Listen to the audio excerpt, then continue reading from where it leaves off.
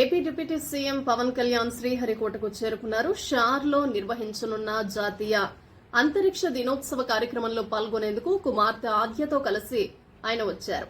షార్లో helipad వద్ద అధికారులు ఆయనకు ఘన స్వాగతం పలికారు. తొలుత రేణిగుంట విమానాశ్రయానికి చేరుకున్న పవన్ అక్కడి నుంచి హెలికాప్టర్లో శ్రీహరికోటకు వచ్చారు. మాజీ మంత్రి జోగి రమేష్ ఇంట్లో ఏసీబీ అధికారులు సోదాలు చేపట్టారు. ఎన్టీఆర్ జిల్లా ఇబ్రహీంపట్నంలోని ఆయన నివాసంలో తనిఖీలు కొనసాగుతున్నాయి.